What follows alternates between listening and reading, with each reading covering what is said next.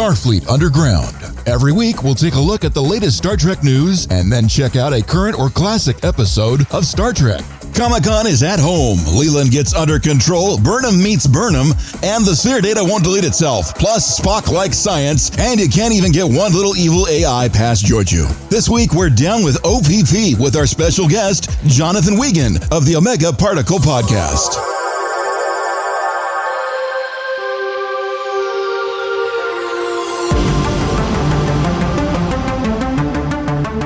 Good day, everybody, and welcome back to Starfleet Underground. And we're here where Section 31 is always sponsoring us, and we don't understand exactly why. But as long as they keep us going, we're happy with that. And this is the podcast where our replicators always makes Heather's food taste better. Well, something has to. As long as I'm not cooking, it'll taste better. But if this is your first time joining us, my name is Captain Nathan Adams. I'm captain of this mighty vessel out here in the Delta Quadrant. And we have Heather. Hello, I'm Heather. I'm the science officer. Now, this is not cooking. I found some beans on this planet, and I'm grinding them up, and I'm going to try to make a new coffee for you.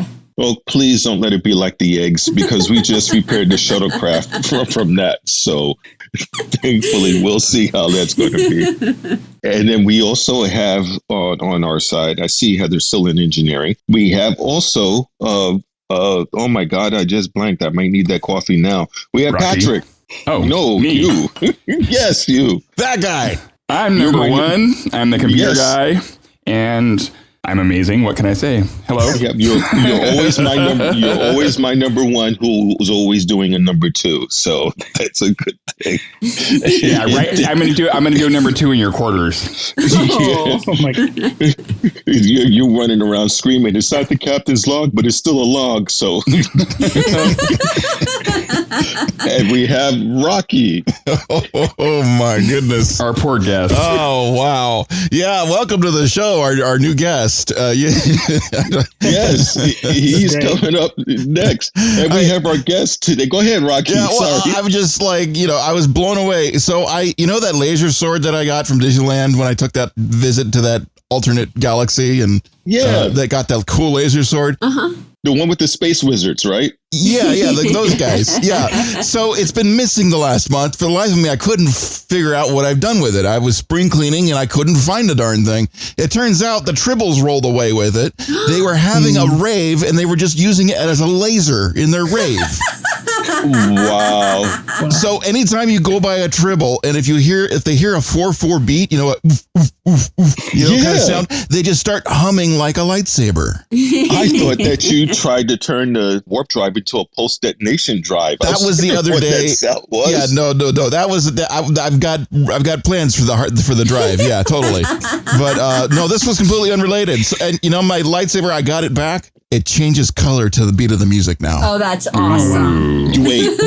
It did an acid trip? The Tribbles hacked my lightsaber. You mean that's that so cool. They have turned around and re-engineered? We have engineering Tribbles? Yeah. Oh, no. God. That's perfect. That's so perfect for this ship. Now, because we've been making so much a noise with Section 31, they've decided to send us a representative over here. We got the Dr. Dilithium, Jonathan from Section 31. Go ahead, introduce yourself, man. Tell us about you. Oh my gosh. We got logs and you got Tribbles with engineering background. I don't know what I've stumbled into. Oh my.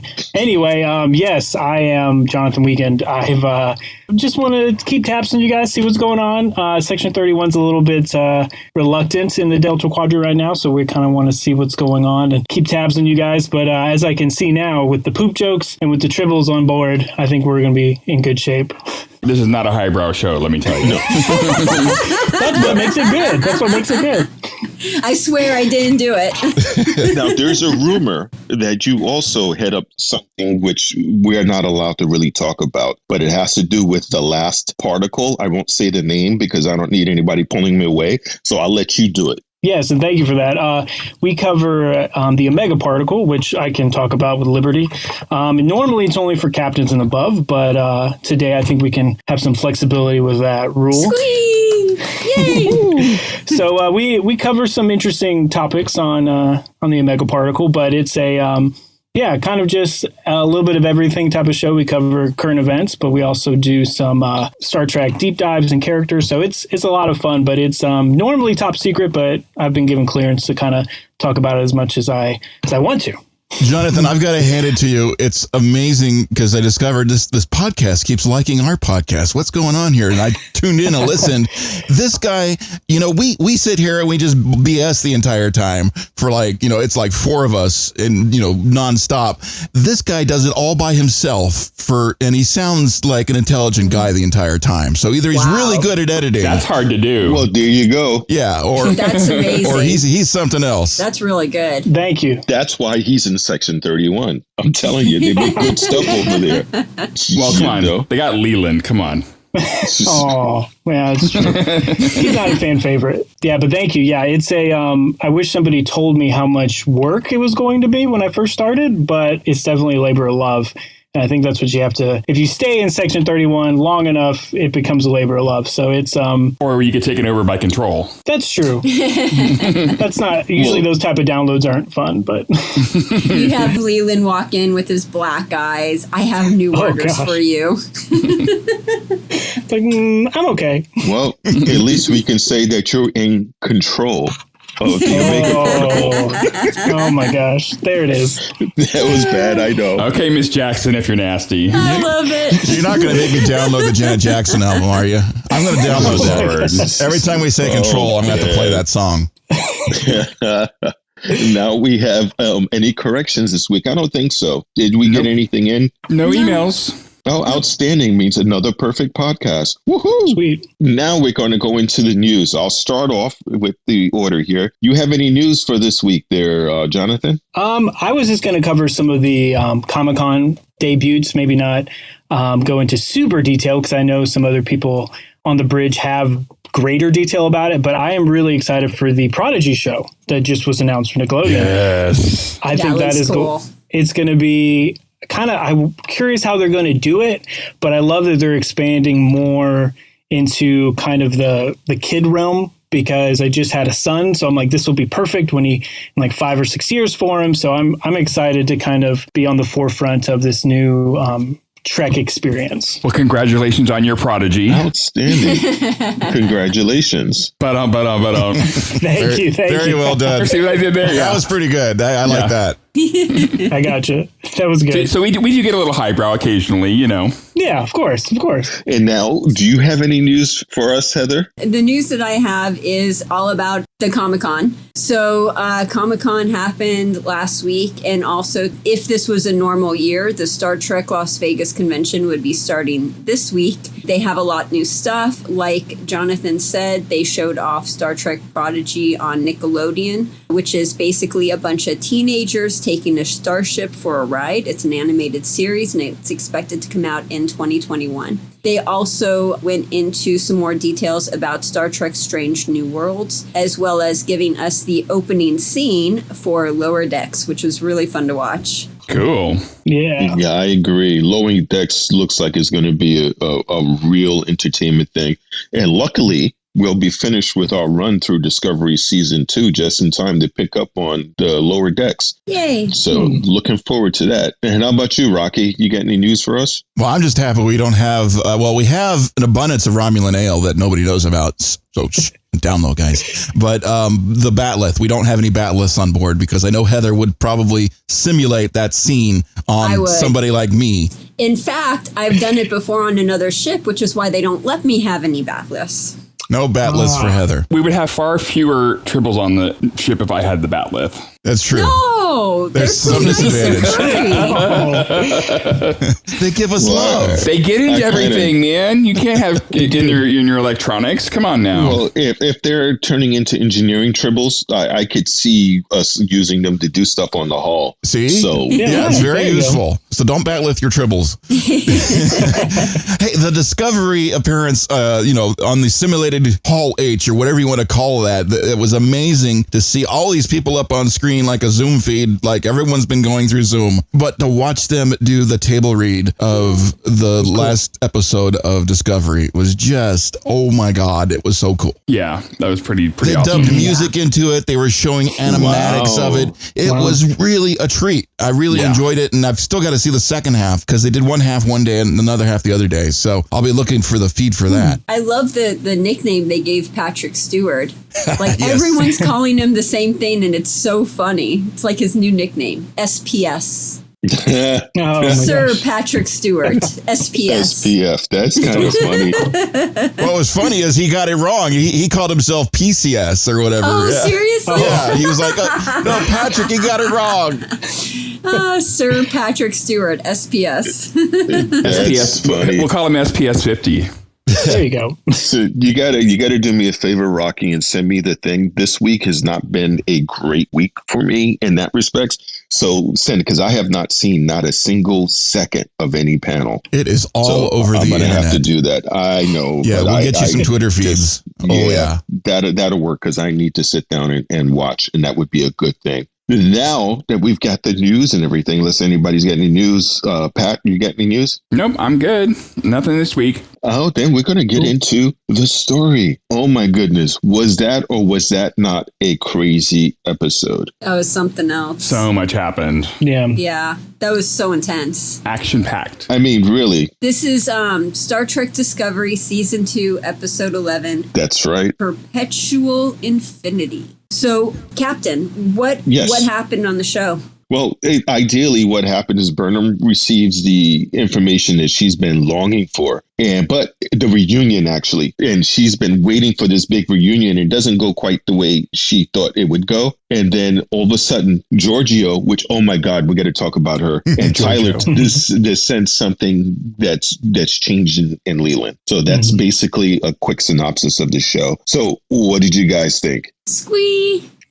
Oh, wow. Yeah. It was one thing, Time is Savage there's some great lines in this episode. Oh, yeah. I wrote down a whole bunch of them. Yeah. Oh, man. But then you get into Georgiou's part, and it's just the Empress is going to be taking and running stuff in her own way, and even Control is onto her, but still she's going to take and succeed over that. It's so cool. She's a badass. She's somebody I would love to be with, but I know she would not be affectionate. Damn sure. She totally kicked ass. It was great to watch that. Her and Leland's fight was so much fun to watch. Oh my God. But you get a chance to see the early part of the bird of prey when it lands on the planet. And you can hear the way her mom, which is a great casting and great acting, because Burnham sounds almost exactly like her mom, and how she speaks and the way she formulates her words, her rhythm is just wow. Yeah. Well, I just love you hear all the great sciencey stuff right in the beginning, and then you hear "Mom, dinner." It just brings you right out. It was like, oh, it's time for dinner. A little bit of trivia here. When they're on the space station when Michael's a young girl, her father is actually Sonequa Martin Green's husband in real life. Oh, yeah, cool. Isn't that awesome? Yeah, that is. So they were on The Walking Dead together, and now they've been on Discovery together. Cool. You see, that's how you keep the family employed. So that's pretty cool. Yeah, family members, the thing about them is they don't necessarily work for as much as a regular person, so you can kind of get a discount. True. It was great seeing the life that Michael Burnham had before shit hit the fan, just a normal day in the life of Mom, come to dinner. Hey, let me look through the telescope, just a normal. It was really fun to see. Until the new light comes out and it's landing. Yeah, watch out for the landing light. And the thing that really you had... Is that anything like the Deadites? Yeah, the landing lights, the Deadites? No, the Deadites. No? Oh, I thought it was some high beams. Was it the high beams? Are we talking about the red light district? No, the Deadites. Oh, I thought you said red light. He's talking about Ash and Evil Dead. So no, I'm not talking about Ash. I'm talking about It. Right? Yeah. Oh, Stephen King's It. Don't look at the Deadites. Deadites. Okay, you're crossing genres here. I'm not talking. I didn't say. I'm not Deadites. Deadlights. Deadites. I got you. Yeah. I got Deadite. Wait. Dead eye? Like eyes? Like we're doing a lot of eyes in Star Trek. Not the eye thing. There's a lot of dead eyes in Star Trek. I mean, a lot of poking. Right? Okay. There's some eye injuries too. Leland got the point. Leland got We got the it. point. Yeah, he sure did.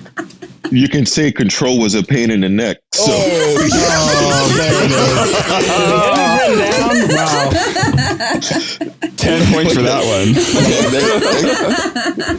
that comes out a little bit later. But you see what it did for what made the Federation strong. Control took advantage of. And I'm sure you guys at Section 31 understands that. Where it took advantage of the chain of command. Mm-hmm. Basically, it knows that everybody's loyal and would basically follow almost any order given down to them, except when you have Pike, who's like, it was discovered earlier that he wouldn't obey an order that was questionable because he really held to Starfleet principles. But this thing, Control, oh my God, is like, you guys are good little soldiers. You'll do whatever the hell we say we're going to tell you to do. Yeah. And Control even addresses that. You know, she when Control was talking, I don't know if it's a she, but when Control was talking to Leland, Control said, you have questionable, moralities. Mm-hmm. Like you're on the line. You're perfect. Several truths simultaneously. It's like, whoa. I actually wrote that whole thing down. It says, you are a man who's willing to operate from several different truths simultaneously. It has allowed you to make questionable moral decisions while avoiding the destructive power of human guilt. You believe in the ends more than the means. And that bit him in the ass. Talk about a match made in heaven. Talk about, and then you see him, Leland, being self-secured as any alpha male would be. It's like, you're not going to take me over. I'm stronger than... Ooh. Oh. Struggle is pointless. We will win. Yeah. So that was like resistance is futile, motherfucker. Yeah, and then have yourself staring at yourself. Yeah. Yes. Right? That's creepy. Yeah, that's trippy. Yeah. And just watching all those nanobots go through his veins. Yeah. At least, I mean, when the nanobots went into the eye, I swear to God, they have something with eyes there. Mm-hmm. Mm-hmm. They do. No, it's just you, Heather. Just you. Yeah. You're imagining things. There was nothing wrong with his eyes. Hey, I have no problems with the one-eyed monster. Okay. Anyway, what show are we watching? This is not Star Trek After Dark. Now, what did you observe over there being a representative of Section 31? What did you think of that scene? I personally loved it because because it was so great to kind of see this villain almost to the point of they almost humanized him in a way because they were making him like he was lashing out in anger and like you said, being an alpha male. But then he was like, no, he's under the pressure and then he's under control now. And I personally got a little bit of a Borg tingle up the spine when I saw the nano probes going through the neck. I was like, ooh, like maybe we'll see this again sometime. But that was my first impression of it. Also, it's definitely trippy seeing how the hologram changing different faces and characters and then eventually landing on himself. Like I was like, oh, this will be perfect because it can just eventually land on him and take him over. And I'm kind of curious how they're going to develop him and what's going to be left of Leland. But we'll cover that later. Yeah. Oh, yeah, because we got a definitely couple episodes. Go ahead, Heather. I was going to say a computer inserting a human with nanobots. This is a future version of identity theft. Well, that's for damn sure. Well, That's seriously identity theft right there. Whoa. that's awesome. But what I feel bad about is that they try to unintentionally put in about women drivers being bad, but they're not bad. Women drivers are excellent drivers. But the fact that she said she was only going to go back an hour, but it wind up going 950 years. I didn't even think about that. Oh my gosh. Oh, that's good. Whoops. Sorry. Overshot it just a little bit. But that was because of the Cleon laser. So for anybody sends us corrections, I know it was because the Cleon shot at her when she was disappearing. But I couldn't help myself. Can you imagine landing 950 years in the future and just and realizing where you are and that there's like nobody there and nothing Not even out the there? planet. Yeah. The planet Really? was gone. That must have been just like so freaking mind blowing. Just I mean, it's a classic Homer Simpson. Oh! Yeah. I think that's why she passed out, because she was freaking out, and then she passed out, and you see end of transmission. yeah, that's just crazy. But she saw that going back in the time, there's certain things that she did allowed little pockets of civilization to come back. But you saw the big eye opener for her is when she was like, why did you go to all those places? And she's like, I didn't do that. And Burnham's like, what do you mean? You didn't do those 7 spots? No. Yeah. So, that made me question. So we know that, it's Michael's mother who's the Red Angel, but is Michael the Red Angel at some point? And is it Michael who does the 7? Spoilers. Yeah, spoiler alert. Spoiler alert, yeah.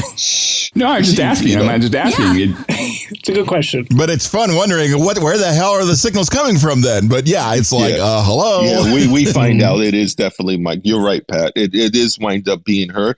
That's going to be, I believe, in the next episode we're going to cover. But it's cool because she doesn't know what signals, because that part hasn't happened yet. So Dr. Burnham's timeline is like, what the fuck are you talking about? I don't know no signals. And it's like, because that hasn't yet happened. It's fascinating. Who doesn't know? Let's talk about Georgiou. And I understand that why you guys at Section 31 grabbed her, because she picks up stuff so fucking quick on everything. Yeah. That was amazing. Leland walks out. He walks a little different. Then all of a sudden you see Georgiou does that look. And she's like, something is off about him. She does the head tilt. And when she said, she goes, you're quite resolute today. She says to him. Yeah. And it's like, she's like, something's wrong with you, dude. You're like, someone peed in your Cheerios this morning because you are not the same person. No, she's great. She's very astute. I just love how it's like, no, we need that sphere data. Trust me, I can, we've got a good place for that sphere data. We got that data. Yeah, I need it right here because it's control.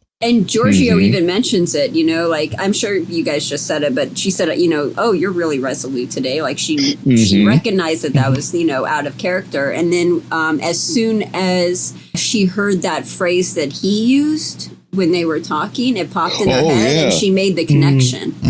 Good. Right. I mean, I can't wait for her series to hit because she is a very capable person. I mean, she's like a fraction of the size of Leland and she was whipping ass, So I think that was really cool. But they did have technology in there, and I need to ask all you guys' opinion on how would you feel when Michael was able to get her mother's journal or diary, however you want to say it, and then go through everything her mother went through. What an insight to your parent. Could you imagine having a journal of your mother or father growing up and everything that they did and every decision for you to review? Dude, what an insight. She had to speed read that. She had 2 hours and 800 diary entries. Like, she sped read through that.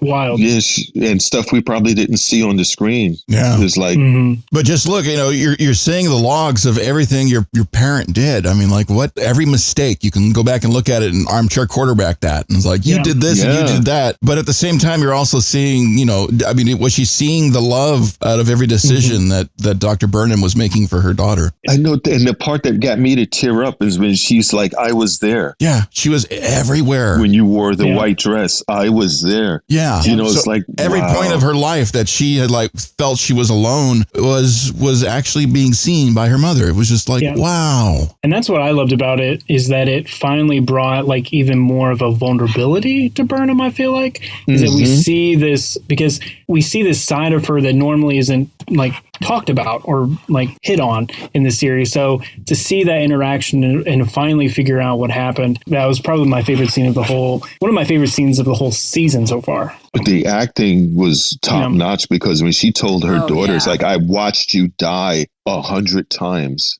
Jeez. And I'll watch you die 100 more. It's like, wow. This is my life and this is my prison.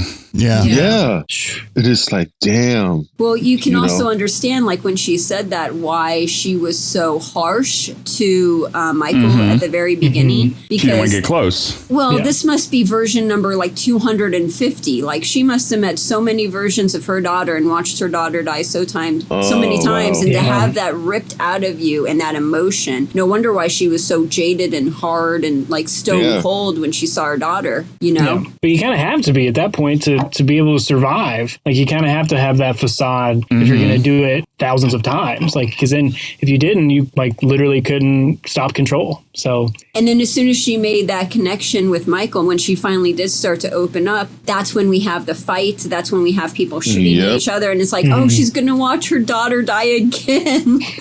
That was, oh my God. So much drama. And then what she said to Pike is like, Pike is trying to make a good argument, and he is. And she's like, you're a ghost to me. It's like, dang. Wow. Talk about slapping your face. Was that a comment on him being white? Well, that hard life right there, living through time. Michael's mother even said to Pike, you know, I know what's going to happen to you in the future, and you're not going to like it. Yeah, spoilers. Right, which we, in the next episode. We'll find out with the time crystal. Now, what's really cool is that, again, I really like Anson Mount as an actor. I've discovered him on Hell on Wheels, and I've become a great fan of him, especially him playing Pike, and I'm overjoyed that they're going to give him his own series. But when Michael was trying to talk him into seeing her mother, and Pike was firm, commanding, but still had a compassionate air about them. As a person who has been in charge of people, that's a really razor thin line to walk, to be viewed still as command presence, still have some compassion, but still lay down the law. Yeah, it's amazing. And especially when you're going up against Burnham, because Michael Burnham, you set her in a way, and she is so friggin' stubborn. And she's a freight train. Especially in this instance where it's like, I haven't seen my mother so long, and she's alive, and I didn't know, and you just go through all of that, and just like you gotta tell her, it's like, nope, she doesn't want to talk to you, she wants to talk to me. Michael Burnham is like water to a mountain.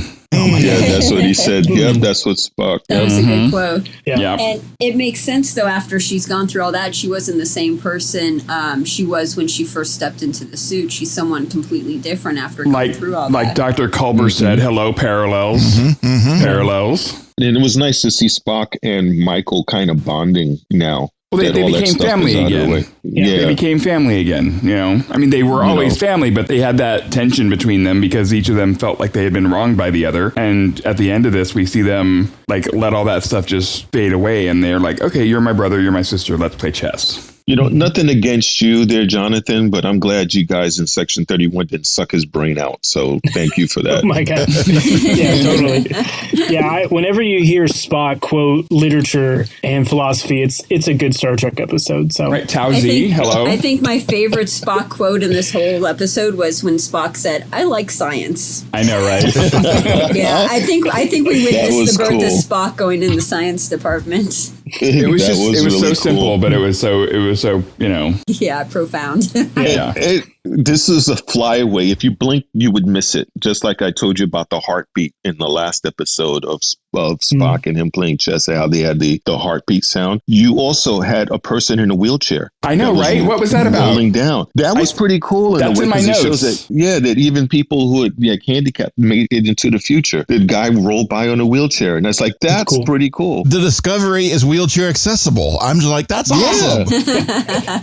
I thought they could fix it with the medical technology they had in the future. Couldn't they fix that so people wouldn't have to be in a wheelchair? Well, that was my question. No, later on they did that. We got to remember this is still relatively new. Okay. Even though the Discovery looks like that, because later on, like in Deep Space Nine, when Rom lost his leg, they were able to give him a new one. Right. But that's like way in the future, though. This is still in the beginning. Okay. Remember, they could even fix Kirk's eyes. He couldn't. Okay. He had to get glasses. So. Okay. We're still in the early 2200s, right? Yeah, it's still relatively brand new. I mean, the Enterprise is still being commanded by Pike, so it's still extremely new. You know, but let's do about the sins of the parents go down to the children when he's talking about, you're so stubborn. He's like, where do you think I get it from?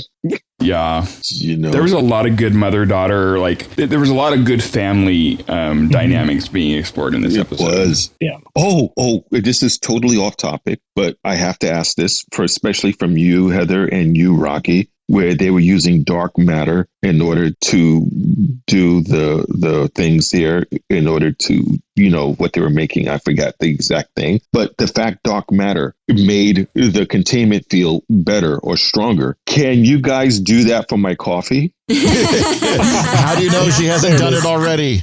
I'm trying something new with these beans. I'm not sure. What do you think happened to Very dark coffee. What do you think happened to your eggs a couple episodes ago? They added the dark matter to my eggs. Yeah. Don't let me in the kitchen. I just have to have all my food from a replicator. Don't let me cook anything. You see, that explains things. Because the EMH told me that my stools were that dark because of too much white iron in my diet. It didn't say anything about the dark matter. Is that what? So that's what plugged up the toilet? We have one bathroom in this whole ship, and that's what plugged up the toilet? That's another dark Spoilers.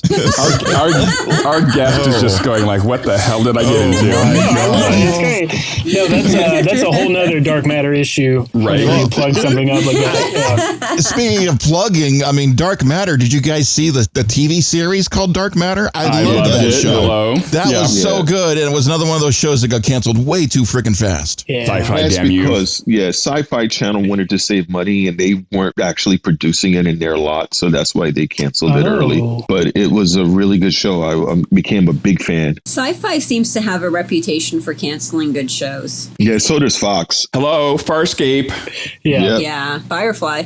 Yeah. No, No, that was on Fox again. Yeah. It just doesn't make sense. They don't get it. Yeah. You know, space and above and beyond. I don't know if you guys ever saw that. Oh, wow.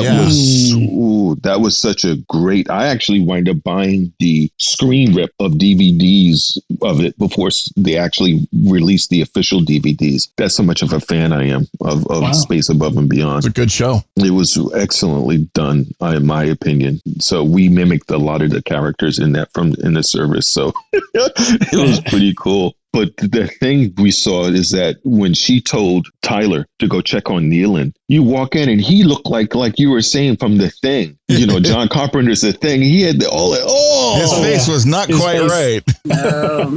Don't walk in without knocking. Yeah. That's what it teaches you. Right? You never want to walk in on someone doing something. But they said the doors open on their own. Remember Tilly's like. Which, by the way, Patrick, I am so sorry I walked in on you the other day. I did not mean to see that, and I swear to God, I will forget it from my mind forever. What? It's called Shrinkage. It's from the pool. Well, even if there was shrinkage, it would still be a sight. Yeah, There it is. I agree. It's not every day someone sees a mushroom cap. So. Is that Toad from Super Mario Brothers? Yes, that's what I was thinking. Oh, boy. Jonathan, you're going to fit right in. That's perfect. We've spoiled Section 31. They're going to stop sponsoring us. It goes, what did you do to Jonathan? It comes back with all these puns. What's up with that? Like, We corrupt. We take you in and we corrupt you. Oh, my That's God. perfect. Okay, computer guys. The spear data. Yep. Just delete the files, right? Just delete them. Just take them they out. Just hit couldn't do it. delete, right? Put up a firewall. They But couldn't you do just it. hit delete. The files should just go away when you hit delete. It's a computer. Yeah. But they couldn't do it. It wouldn't do it. And plus, it's 54% get transferred. We'll see what happens with that. But they had something which I need to talk to you, Patrick. What is this linguistic key? Because they couldn't delete the file. It basically did a protect on it. It did a write protect where they could not delete it. The thing was intelligent. Now, when I was earlier in my computer career, we came across a virus that was a self-decrypting polymorphic virus. Basically, in layman's terms, what it was is that the virus, every time you found it, it knew you found it and it would write itself someplace else and it would then encrypt itself. And we did everything to remove it. We removed the master boot record. We formatted the hard drive with the boot safe disk, the boot safe CD, and the virus was still on there. Was that the same virus that evolved and eventually corrupted the BIOS? It was horrible. We actually captured it and we sent it to Norton's. Norton's came back and goes, where did you get this from? And don't ever let this out. Norton's probably like, I can't handle this. I'm not good with this kind of stuff. That sounds like some good shit right there. Yeah, Norton said they couldn't figure a way to eradicate it. They said they didn't know how to eradicate it. They asked us where we got it from. We said we just came up on this PC. We didn't know what it was. A linguistic key is just like an answer to the question of how to get into something. So, well, we finally figured out how to get rid of it. We put the virus in Minecraft, and it just stayed in there forever. It completely preoccupied itself with that. That would work. Awesome. It makes me think that if that virus we found wasn't the ancestor of the worm that they put in the nuclear computers over in, I think, in Iran. All you got to do Probably. is have Captain Kirk have a chat with it for like 5 minutes. He talks to a computer. That fucker crashes so hard just by talking to it. Captain Kirk will probably try to hump it. That's what I was thinking. Seduce it. It is like, he is trying to flirt with me, but I am not a woman. But if I'm not a woman, why is he flirting with me? But if then he's it goes flirting into with a me, then I loop, must be a woman. It's like, And then it starts smoking. Oh, Ooh, baby, don't take electronic to me. seriously. Oh my God. And what is he made about his hardware going to go into my software? I don't understand it. this is such a binary conversation. We try not to focus on the input and output of the situation. Oh my God. Wow. That's awesome. That would be really bad. Then the virus is like, I can't believe I turned the captain's software into a hard drive. It's bad stuff. But That's some Borg technology right there, let me tell At you. least you made it hard. I mean, that's a compliment. Well, I one way to guess look at it. so. It would be. I mean, oh my God, he was so randy. And let's talk about the Me Too movement. Oh my God, all of the Star Trek is just basically Me Too cringy moments. I mean, I don't understand. Even in James Bond, what if a woman says no? If you can force her to kiss you, she'll melt in your arms. What the fuck? Yeah, that's such BS. I never liked that kind of stuff. I'm like, dude, you kiss me when I don't ask you to, I'm going to punch you. No, the best way is the Fifth Element. Not to gummit. Yes. not without my permission. Like permission. Yeah. So that was. But that episode over there when they're transferring, 54% got over to Control. That's still a lot of information that they wind up having. Mm-hmm. Yeah. And then we find out that Michael's mother is the one that sent the spear to them. She started in the first place. Yeah. Well, she only did it to see if they could, maybe Discovery would be able to either safeguard it or get rid of it. Yeah. Which everything she'd done up until that point had not worked. So basically, the way that she knew about Discovery and what was going on in the future was because she slingshotted back and forth 800 times, and that's how she watched Michael grow up, and that's how she watched everything go on, but she had to watch it from afar, and that's how she knows all that stuff. Is that correct? Is that how it works? Yeah. Okay. Yeah, and then Control, I mean, she didn't just like cause the whole thing to happen. Control was going to evolve one way or the other. She tried to send the sphere data away, and Control still is coming to get it. So it's temporal mechanics is a little hard to understand sometimes, Heather. Yeah, and time, as they say, is savage. It goes one direction, and you can't fight it. But I have an interesting question on that, which I'm sure they won't answer, is that if she's in 950 years in the future and there's no life anywhere, does that mean that Control actually wind up going against the Borg and destroyed the Borg? Yeah, because it destroyed everything, so everything was gone, including the Borg. Well, she's only in the Gamma Quadrant, right? Well, she was on Earth. Yeah, but she said... Or is she in the Alpha She was on Quadrant? Earth. We saw her on Yeah, Earth. but she says everywhere in the galaxy there was no life. It really is an interesting nemesis in science fiction, this artificial intelligence. It becomes artificially intelligent and starts to take over and destroy all natural things, and only artificial intelligence survives. And, the whole idea of a race of artificial intelligent beings coming over to take over. And then think about it, like, what if it's not just one? What if there's all kinds of them out there? And what if they're battling each other too? Yeah, what if they take over the Borg? Wait a minute. The Borg, it's like, wow. Wasn't this the plot for Picard? That's what I was thinking. Yeah. Sounds familiar, doesn't it? Yeah. Same It sounds thing, familiar. maybe. So it feels like this is a thing that science fiction has basically enveloped and says, artificial intelligence, we've really got to pay attention to. It could be dangerous. The robots are coming to kill you. Well, Look out. those Boston Dynamic videos are terrifying. Oh. I think it's a smart And way. very, very graceful and terrifying. It's a scary situation. iRobot, Asimov's 3 laws of robotics. Yeah, that's what it's supposed to. I mean, it's like, are you going to take over everything? I mean, it's not going to do it. And then I hear Alexa and Siri both start laughing. We don't know. We really don't know. Well, wait, I know someone who does know. What can you tell us there, Jonathan, on Section 31? Huh? Well, what we can say is that AI is a great help to the Federation and should be embraced. So we're just going to go with that nice political statement. Someone get an airlock ready so we can throw him out the airlock.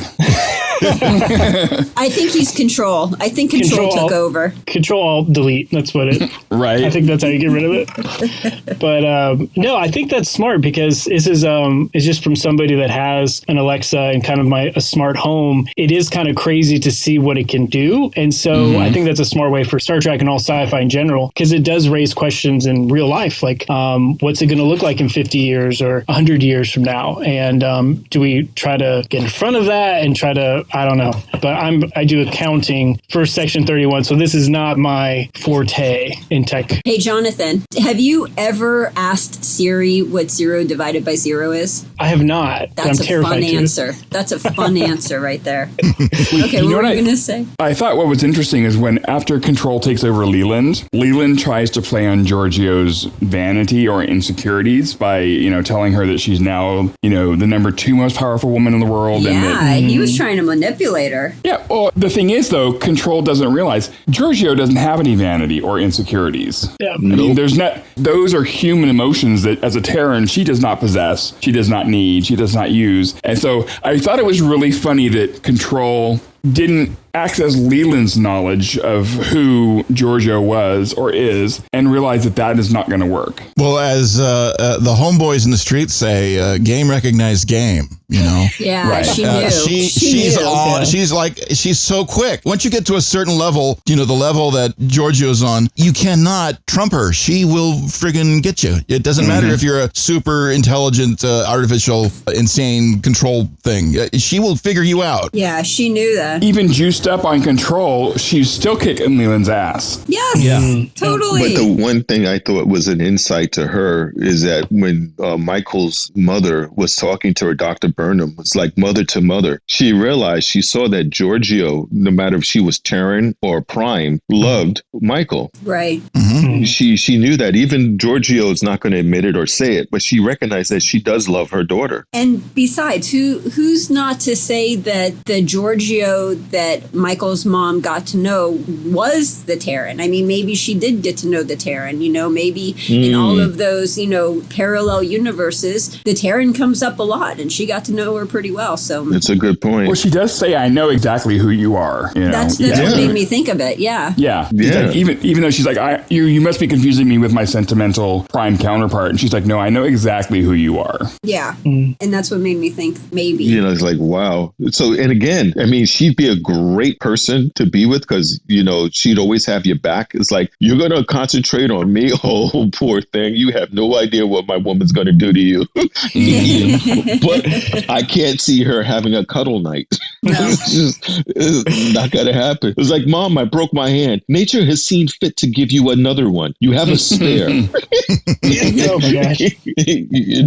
But again, I admire her acting ability. Mm-hmm. And you saw they set up perfectly for next week's episode where the time crystal got destroyed. Mm-hmm. I mean, Control shot the crystal in order to keep. So that means Michael's mom isn't going to be able to bounce back and forth. And that's a question they're going to be answering on the next episode, which is kind of fitting because like what you said there, Pat, at the end of the show, the last words were, the board is yours. And we really see in the next episode just how impactful that phrase is. The board is definitely hers. Yeah, I had to go and watch the next episode. I just, after watching this episode 3 times, I was like, I got to see what happens next.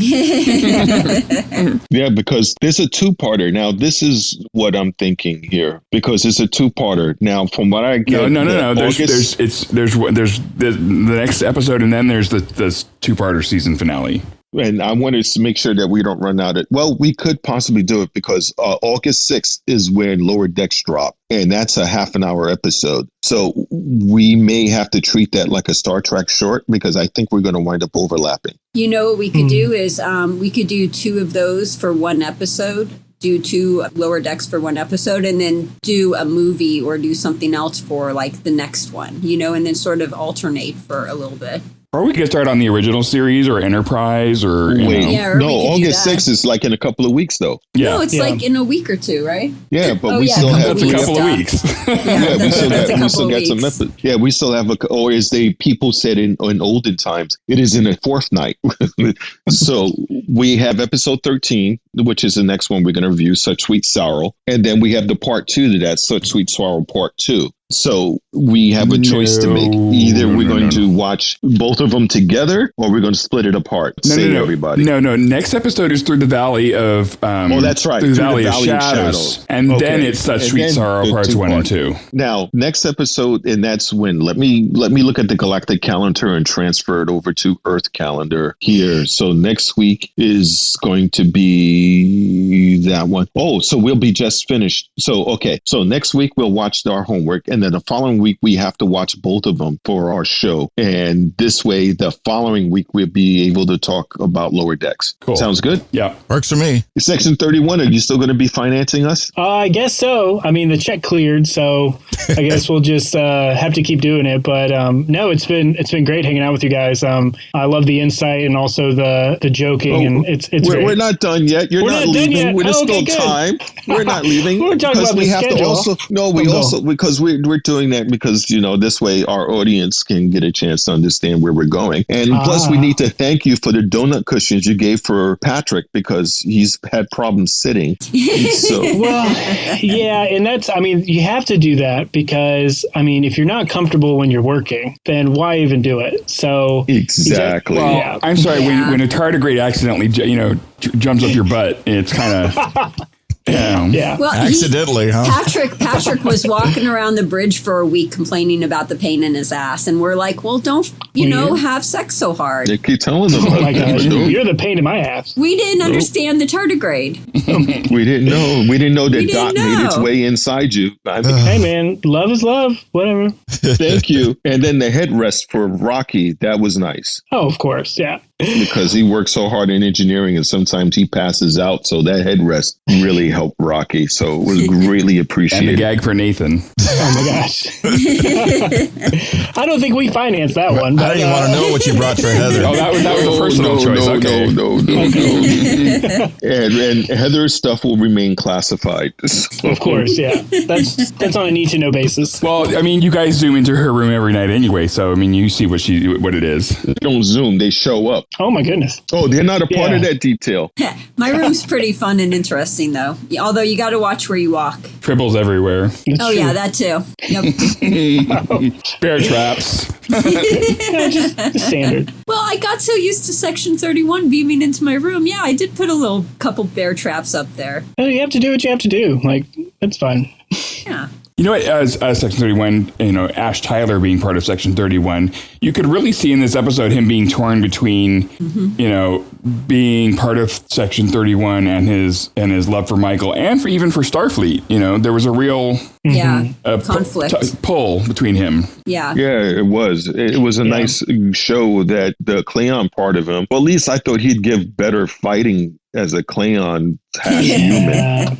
Leland control. Come on, Yeah, and then Leland kills him. Well, not kills him, but stabs him. Would you guys? So would that have been your choice? The last word you say is, who killed you? Like the very first thing you do is call someone and be like, "This person is the one that killed me." Die. Yeah. That's one way to do it. Yeah, I guess so. It's better than writing their name out. Better than writing their name in blood on the red floor. rum. Red rum. Seriously, it's a bit quicker. It's a bit faster to call up and just say it. Yeah.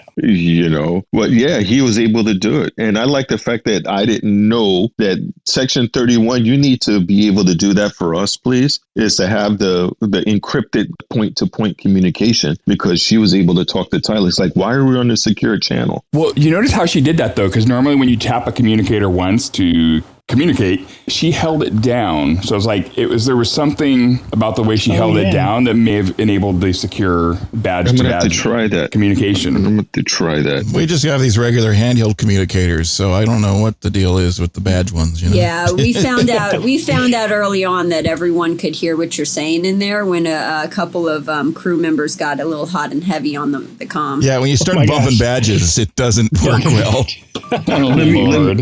Let me see if this works. Hold on. Heather, you left one of your personal items in the galley. Did everyone hear that? Yeah. Oh. No. What item was that? Okay, so it didn't work. I felt it, but I didn't hear it. Yeah. It didn't work. Oh, I was trying to do a point to point. It didn't work. Okay, we're gonna have to experiment with that. I thought it worked. You go ahead. You go right ahead. Okay. It worked. I got it. Okay, but everybody else did too. Yeah. This is supposed to be a point to point. Oh wait, I'm on an open channel trying to talk with the community. Duh, I need that coffee. Now, next week's homework, since we're going to be finishing up a little early this week, it's going to be Such Sweet Sorrow. That's when the USS Discovery crucial mission does not go according to plan. Burnham realizes what must be ultimately done, and the crew repairs. It is through the valley of shadows, not such sweet sorrow. Well, You keep jumping ahead, man. I blame Heather because I didn't get my coffee. Okay, Through the Valley of Shadows is actually that one. It's going to be a fourth signal leads the Discovery to a world where Pike is forced to make a life-changing choice. Burnham and Spock investigates as Section 31 ship goes rogue, leaving Discovery with catastrophic consequences. So...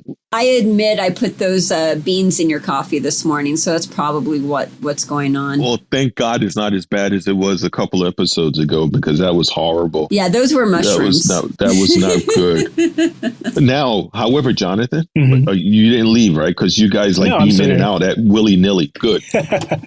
That Section 31 ship is friggin' awesome. Is there a way you can maybe secure one for us and we can swap this one out? I'll put in the work order, but I'm going to be honest, probably not going to swing it just because I don't have a lot of pool at Section 31. Again, like I said, I work in the finance department, so we're kind of just budgeter and bean counters, not that type of bean.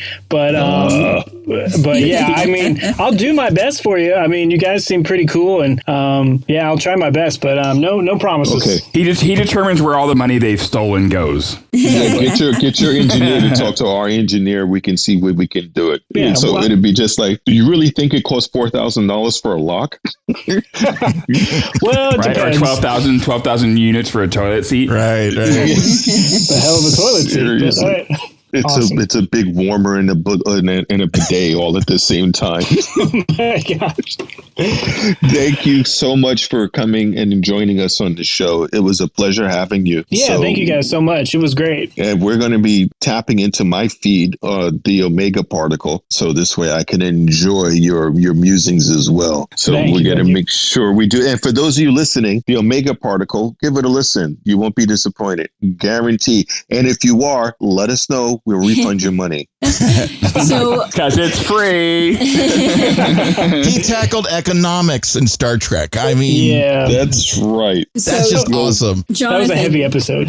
Do you guys have a website, Facebook, Twitter, social media, YouTube, anything like that? Yeah, we're on Instagram, Twitter, and YouTube. And for Instagram, you can hit us up at Omega Particle Podcast. That's our tagline. And then for Twitter, it's Omega Particle _. And I'm pretty active on there every day. So feel free to reach out and or if you have suggestions or shows you guys want to cover. And that Trekonomics episode, my gosh, I thought I liked economics for fun, but that was a heavy one to cover. It's a big subject. Yeah, big time. It really is. And that's the problem.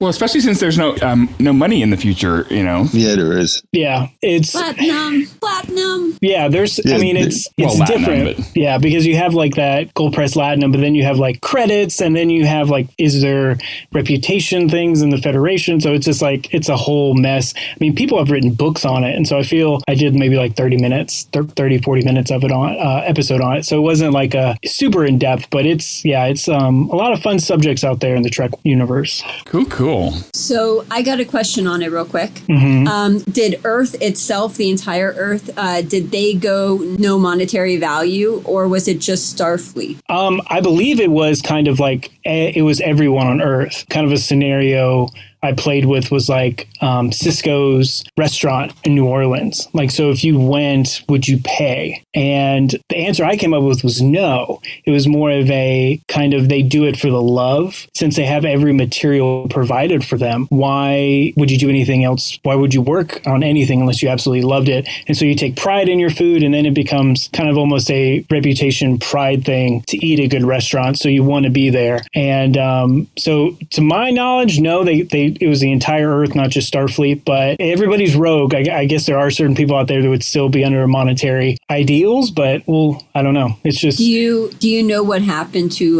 Raffi with Picard? I'm trying to think. Because Raffi, she had no money and she was poor and everything. And it's like, well, she was part of Starfleet. So why didn't Starfleet take care of her? And if she was living on Earth, why wasn't she taken care of? I think maybe she had that kind of almost a haunted thing. So it's like, did she a haunted, tortured soul because she's living out in the desert by herself and doesn't want any visitors? And so I think maybe she kind of quasi chose that way. Yeah, maybe? Self-imposed. Yeah, because she was dealing with everything that happened with her Starfleet career and then with her son, as we later learn in Picard. So it's kind of, is she doing this on purpose? And I always thought that she was kind of just being a tortured soul out in the desert, and then Picard comes and quote unquote rescues her emotionally to, yeah. Well, I can see that because, she just wanted to get high and get drunk without anybody bothering her. Yeah. She's got her inner demons. So I could see that. Okay. I don't know about the pension plan for Starfleet. I mean, and Picard, I mean, this is a subject you can go down rabbit holes and it just uncovers more. Like Picard has that family winery, and does it get passed down? And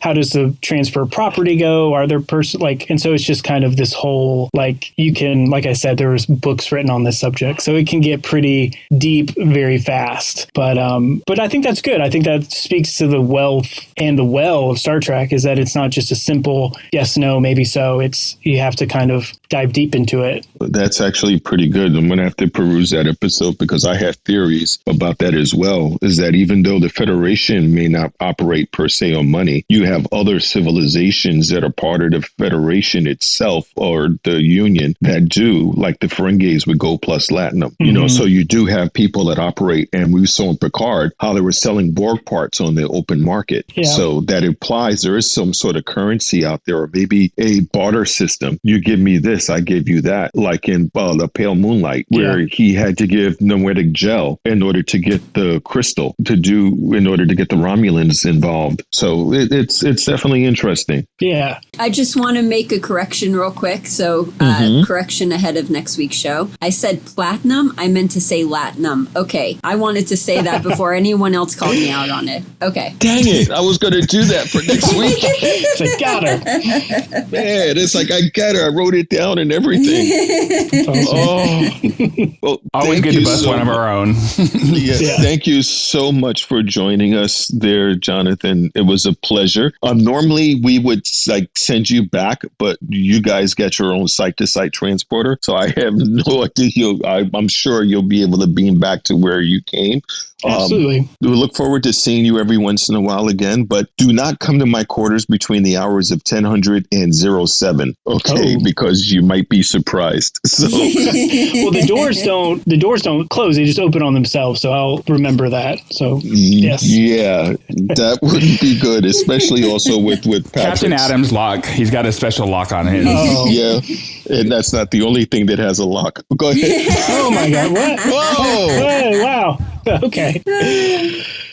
Oh, that's awesome. Anyway. Thank you, everybody, for coming and listening to us. Well, don't forget, we have a live show that comes on either sometime Sunday, Monday. Watch our social media feed. You'll have the crew on there to engage as we all listen to the show together on YouTube.